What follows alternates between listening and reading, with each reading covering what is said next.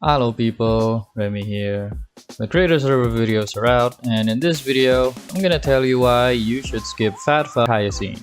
To start it off, let's go over what she actually does. Hyacine is a wind remembrance unit focused on healing her allies while dealing decent damage of her own. Her basic is very basic and her technique is very cool. Nothing special here, so jumping straight into her skill.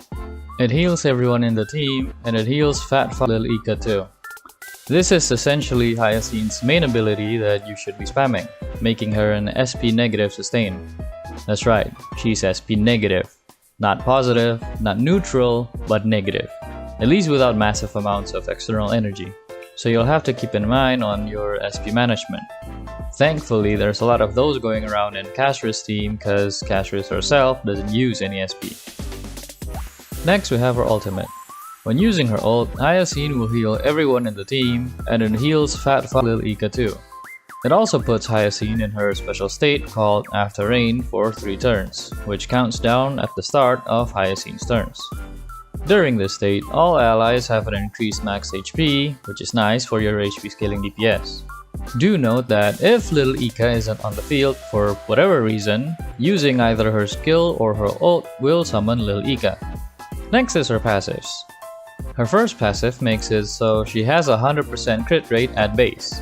This is partly why she can deal decent damage as a healer without having to spec her stats into damage. It also makes it so that Hyacine and Lil Ika would do more healing on allies with half HP or less. Pretty nice for intense scenarios. Her second passive gives Hyacine 50% effect res. On top of the few that she gets from her traces, this makes her somewhat resistant to debuffs.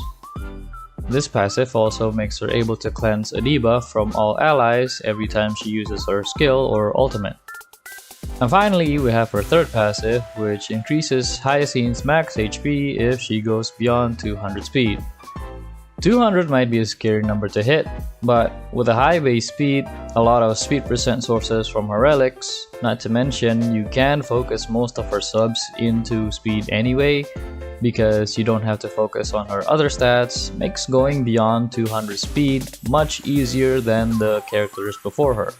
Then for every 1 speed after 200, Hyacine and Lil Ika gets more healing bonus.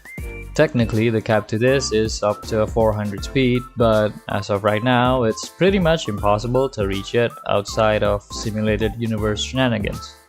To simplify it, just press skill, ult is a strong buff, and go super fast. Simple enough, right? Now let's go over Fatfa Lil Ika. Starting with the simple things first. When Hyacine summons Lil Ika, she generates some energy.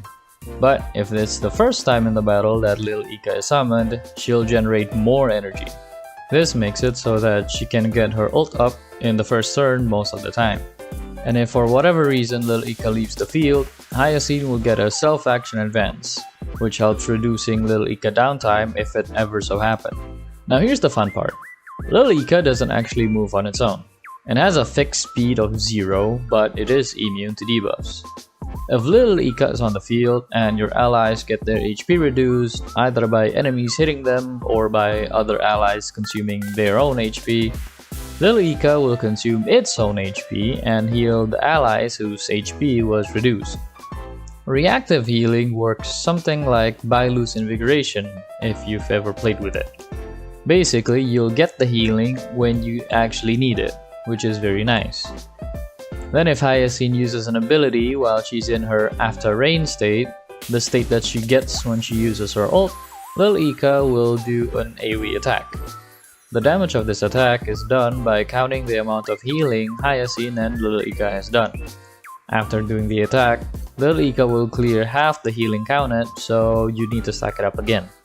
Due to Lil Ika not actually having a turn order, cause it doesn't even show up in the action value bar, whenever Lil Ika does the AoE attack, it takes down any buff duration on Lil Ika. That was both Hyacine and Lil Ika's base kit. Now let's talk about her signature. It gives a good amount of speed. It consumes a little bit of HP from all allies, which can interact with HP fluctuation mechanics like Blade, My Day, Castris. It makes the wearer's Memo Sprite do more damage based on the amount of consumed HP.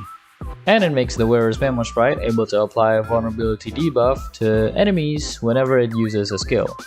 Technically, you can fluctuate HP even more if you have more than one user of this light cone in the party, but the vulnerability debuff doesn't stack. With her kit and signature out of the way, we can quickly go over her eidolons. Simply put, her big one is the first one. It's more max HP and healing for your team, which is good for the HP scaling units. But otherwise, it just helps her sustain the team better, and the rest of her eidolons are kind of whatever. And that's all of Hyacine's kit and signature. So what do we get from this?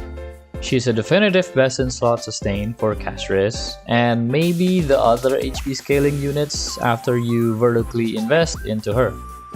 She's definitely an upgrade over the current sustain options in Castris' team, which are Gallagher and Wocha. If you have her signature, she can work with Acheron by applying additional debuffs for Acheron stacks. The signature itself has a good skill that works with HP fluctuation mechanics, and just generally speaking, she is one of the better units in terms of general healers. Now with all that being said, why should you skip Hyacine? Well, for one, as a sustain, she has a more SP negative playstyle rather than the usual positive one, which can make her feel uncomfortable in certain teams. She also has a strong focus on AoE healing, which leads her single target healing to be less good. So if you're using someone who only consumes their own HP, like my day, you could run into sustain issues. At least if you don't vertical into Hyacine, that is. Also, at the end of the day, she is a limited sustain. If you're thinking of pulling her for vertical options, other than for Castris, chances are there's probably a better choice. Also, the rule of thumb for limited sustain applies to her as well. That is, if you already have two, you don't need another one.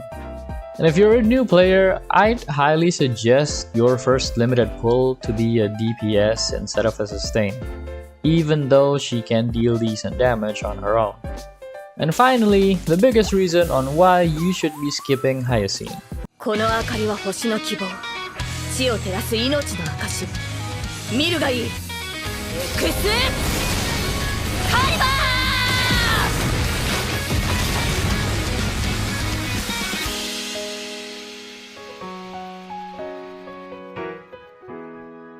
Collaboration banners in gacha games tend to be the true limited banners, which means they might not get a rerun.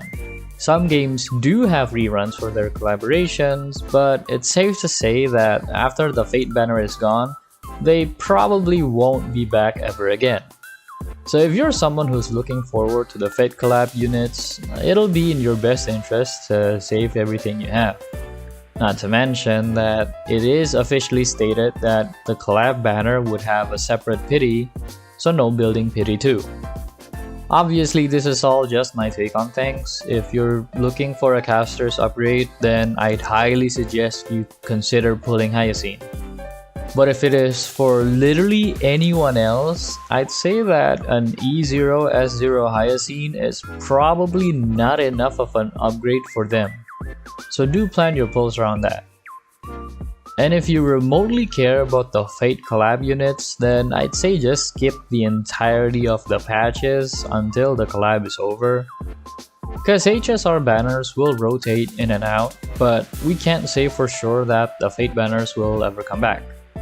Of course, if you don't care about Fate at all, then this doesn't concern you. At the end of the day, it is your account, you have the final say in your pull plans.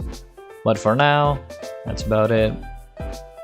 If you enjoyed the video, give it a like, comment down your thoughts, feedbacks are greatly appreciated and I'll be reading through them. If you want to see more of me, consider hitting the subscribe button, it's free. I'll be doing more of these videos in the future, even for other games. Now take a sip of water and have a good day.